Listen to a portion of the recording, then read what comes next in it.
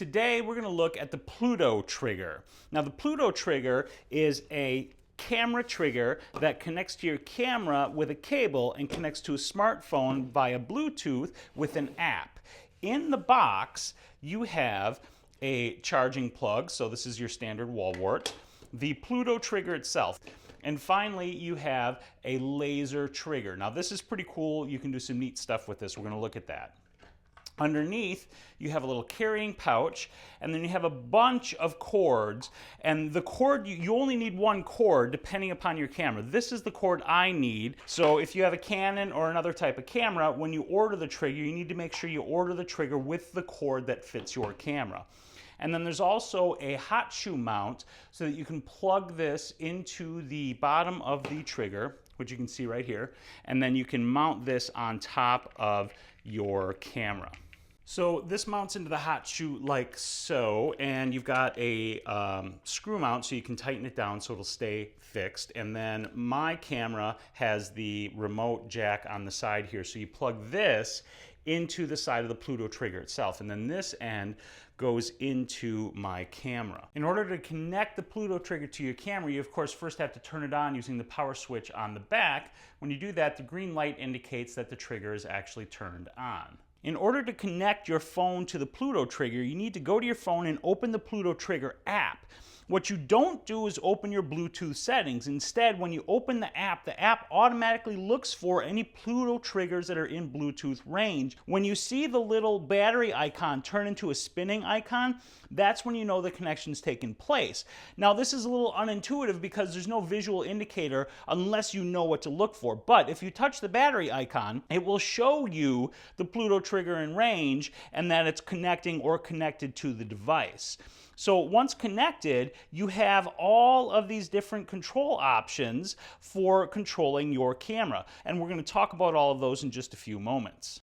Now, before we talk about the modes, one of the things I wanted to point out about the Pluto Trigger is that it works fantastically. So as far as like reliability and the cost of this thing for $100, buying it to me is a no-brainer. If you're looking for something that will allow you to trigger your camera a multitude of different ways, this will do it for you. But the thing that I want to caution you against is thinking that getting this is automatically going to allow you to take amazing photos with it. This is a tool, and using it successfully is going to take some time and some effort. So speaking of that, now what I want to do is go through the actual modes on the trigger.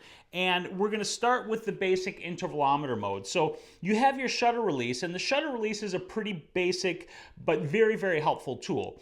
First and foremost, it can literally just be a remote shutter release for the camera. The tap mode just allows you to tap the play button and it will trigger the shutter and it will take a photo. Now the focus mode is kind of nice because it allows you to remotely focus and take the photo. So if you hold the button down, what happens is the camera will focus, and then when you release the button, it will actually take the photo. Now we move on to the next three modes, and these modes, it tells you right at the bottom, you've got to set your camera into bulb mode. And the reason for that is it cannot trigger your camera otherwise, because these are using the bulb mode to vary the length of the exposure based on your control input. So with the hold mode, this works exactly like bulb mode does on your camera. You press and hold the button and the shutter will open for as long as you hold that button. And when you release the button on the screen, then your shutter will close and your bulb exposure will be done. The next one allows you to lock your bulb. So instead of having to sit there and hold the button, you can press this and it will hold the shutter open until you're done taking the photo. And it actually counts off the time for you, which is really, really nice. When you are done, you press stop and then it will close the shutter and end your bulb exposure. And finally, you have a bulb mode with an actual timer. So you can tell it, I want to take a 36-second. You can set the time that you want to take your bulb exposure, whether it be minutes or hours. So that's the basic shutter release mode. Now the next mode is the time-lapse mode. And this is pretty nice. First and foremost, you have a custom mode. And the first thing you set in here is the duration. So you're going to shoot it for 1 minute. Do you want to be there for 2 hours filming or taking time lapse for a 2-hour duration? you set the amount of time. And then you also set the number of shots that you want in that time. So this is something you customize. If you want to take 600 shots in that time period, then you set it, and it automatically sets the interval so you can take 600 photos in that 2 hour and 1 minute time period. Or if you want to take 900 photos, you set it to 900. Whatever you want to take in terms of the number of photos, you can just plug that in there and it automatically sets the interval for you, which is really, really nice. And the last option is the delay, which allows you to delay when the time lapse starts. Now, the other nice thing is if you don't want to think about setting all of this stuff up, well, you can just use one of their standard or preset time lapse options. So here's a time lapse. Their standard option is 4 minutes, 240 photos, 1 second intervals with a 1 minute delay. Or maybe you want to take a miniature time lapse. This is 8 minutes. I don't know what miniature means, by the way, but they call it miniature. And it just doubles the time and it doubles the interval to 2 seconds. Or a sunrise. Sunrise and sunset are exactly the same. So I don't know why they didn't just combine those together and call it sunrise/sunset. But either way, you've got a sunrise and sunset, you've got a night sky preset, 30-second intervals, 240 shots, a cloudy sky. So it's got these presets. If you don't want to do the thinking for your time lapse, you can just use those. So after time lapse, you have HDR.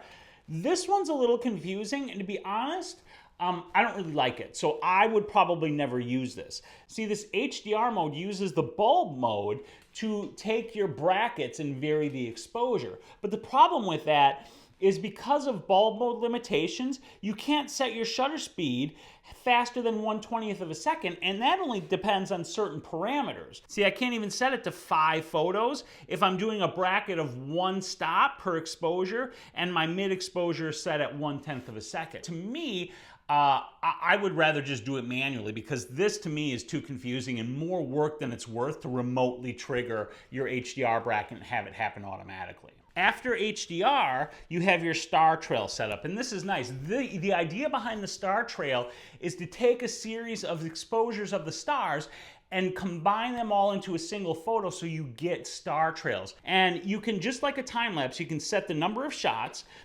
This is a little different though, because on the time lapse, you set your exposure on your camera.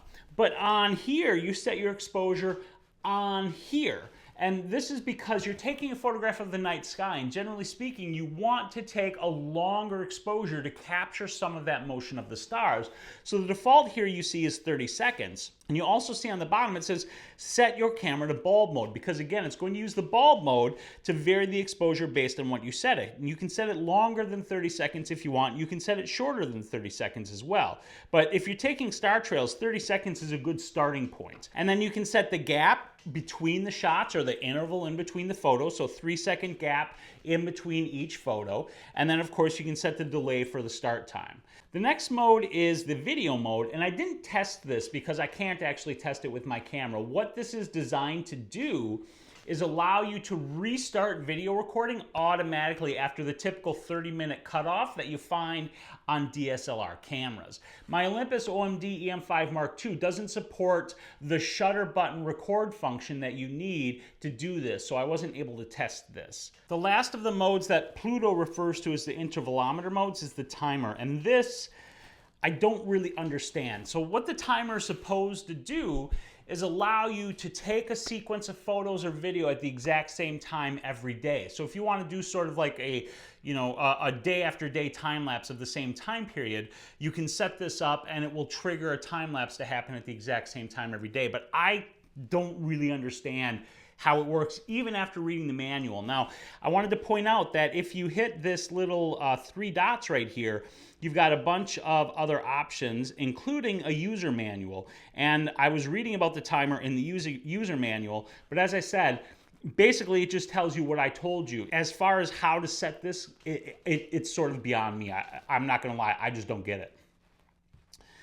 After this, you have your sensors, and these are the different ways you can trigger the camera. So you have the laser sensor, which works by setting up your laser, having it point at the light sensor on the front of the Pluto trigger, and then when you break the laser, it fires. When you are in there, you have a couple different options. First of all, you have the sensitivity. And generally speaking, it's better to do this in the dark because the light sensor doesn't just sense the laser, it senses ambient light in general. And the laser combined with ambient light doesn't make it as sensitive as having the lights turned off, so that the trigger can sense the laser light and not the ambient light. And you can set your sensitivity by moving this little icon here on this inner ring. Now you can also set a delay. So after the laser is broken, you can say wait 10 milliseconds, or you can change the unit of time too, seconds, milliseconds, or microseconds. And you can trigger the camera two different ways with the laser mode. You can either trigger it directly connected to the camera, or you can switch it to flash method where the Pluto is actually plugged into a flash. This uses the Pluto as a double trigger. See, what it's supposed to do is it triggers the flash through the connection of the sync cord that's included. This would be plugged into the flash, and you would be pointing this at the camera so that the infrared trigger could fire your camera. Now, if you go under that menu that I pointed out, those little three dots, you see here we have this infrared remote option. And I turned it on for Olympus, but my Olympus OMD EM5 Mark II actually doesn't have an infrared sensor, so I couldn't use it that way. But as you can see, you can choose a bunch of different camera brand frequencies, so Canon, Nikon, Sony, basically all the big boys are in there, and then you can set the triggering mode. So do you want it to set, a single shot? Do you want to have a 2-second delay? Or do you want it to start your video? And then what's supposed to happen is with the camera in bulb mode, you break the laser with your object, the flash fires, and the bulb exposure is triggered, holding it open for, in theory, long enough to expose the subject. I couldn't test that, as I said, but it's tricky to set up regardless. So the laser mode is cool, but it's tricky. Sound mode is pretty straightforward. And with the sound, you set your sensitivity level, and then you start the trigger mode, and when you make enough sound, whether you clap or you do something else, it will trigger the camera, and it gives you a count of how many photos have been triggered. Now this light trigger is interesting because this will trigger the camera based on a change in the ambient light situation. And what's cool is you can set it so that it triggers if it's brighter and it gets dim, or you can set it to trigger if it's dim and it gets bright. Either way, when the light changes, whether you turn off your lights or you use a flashlight or something else, that will cause the camera to trigger. After that, you have the lightning trigger, which is specifically for capturing lightning. And I really like this mode. I tested it out and it worked fantastically, but I didn't actually get very good lightning photos because the day of the storm that I was able to shoot and test this with, it was a very, very cloudy sky. So while the sky was being lit up by the lightning, you didn't actually see the lightning because it was up in the clouds. The droplet mode is designed for use with an accessory that Pluto sells, and you hook it up, and what happens is the trigger, the Pluto trigger itself, initiates a double drop release from this little valve and causes the camera to fire and everything else, and it's supposed to make it so that you can really easily capture great droplet photography. I don't have the little droplet valve, so I was unable to test this, so I cannot say how well this works. And then you have these auxiliary and these fusions. These are kind of interesting. The auxiliary allows you to actually plug anything into this port and set up your own sensors. So if you have like a Raspberry Pi or an Arduino and you have like a temperature sensor or a smoke sensor or some other sort of sensor, running it into here can allow you to cause the camera to trigger based on all kinds of different inputs that you set up yourself. So I love that they have this as something that's quote-unquote hackable and customizable in terms of how you want to trigger your camera. And the last mode is the fusion mode. And this one allows you to mix and match different triggering options so that you can sort of create an if this then that kind of triggering situation. Like maybe if the laser triggers and you get sound, then the camera will fire. Or you can do it as an or instead of an and you can do, you can set these start and end parameters as well.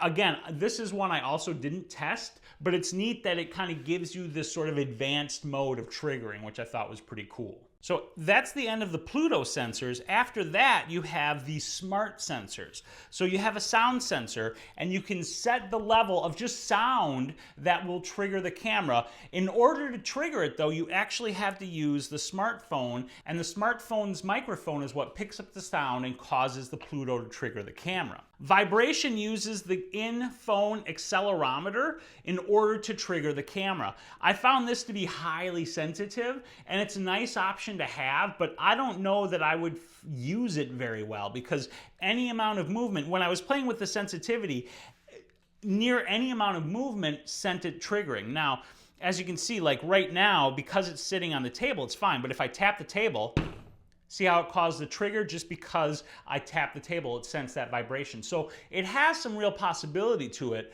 but I don't know, how practical it is. It's a nice option to have, though.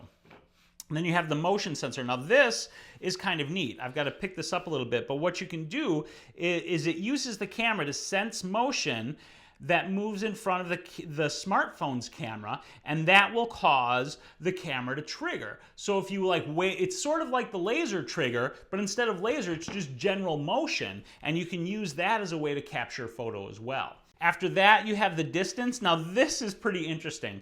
With this distance trigger, what you can do is you can set the distance traveled, and this is like a distance interval of photos. So let's say you're driving, you want to take a time lapse of your drive. Instead of setting up the time lapse like you normally would with a 10-second interval for 2 hours or however long you might be driving, you can say every 5 meters or 100 meters or something, take a photo, right? So if you set it to 100, now every 100 meters, it's going to take a photo. And I don't see that you can change the unit of measurement, so it's just in meters. But if you translate that to whatever, you could say every mile take a photo, or every kilometer take a photo, or whatever the case may be. And you get a distance time lapse using distance as your interval rather than using time as your interval.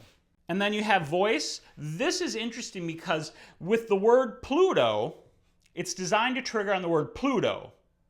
Pluto. Pluto. It's not working. This is designed to trigger on the word Pluto and ignore all other sounds. So even if you have music and other ambient noise, if you say Pluto, it's supposed to trigger the camera. Now, again, I'm not really getting a good response here, so let me try this one more time. Pluto. Pluto. Pluto.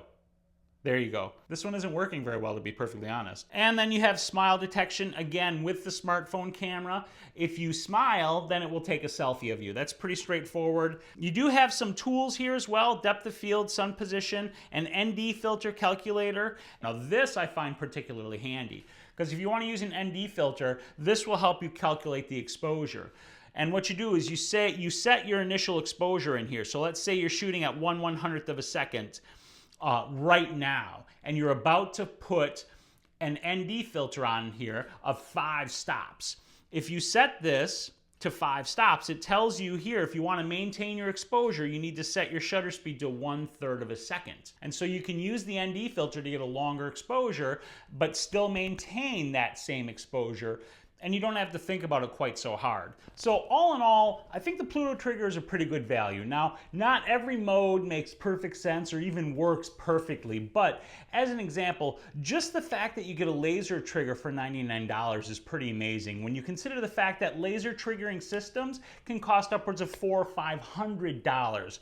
Now, granted, the Pluto Trigger as a laser triggering system isn't as complex as some of these $500 systems, but the fact remains that for $100, the Pluto Trigger is a pretty fantastic value. The HDR mode, the timer mode for everyday time lapses, the Pluto Trigger voice mode, those don't work fantastic, but by and large, it's a really solid trigger. And if you're looking for something that's really versatile in terms of how you can control your camera and trigger time lapses and other photo sequences, the Pluto Trigger is a pretty great option. Now, if you have any questions about the Pluto Trigger or photography in general, let me know down in the comments. And then do me a favor, would you like this video and subscribe to my channel? If you really like this video, please share it with your friends. But the most important thing you need to do is get out there and take some damn photos. I'll see you guys next week.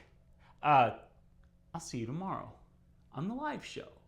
Yeah. Pluto. Pluto. Pluto.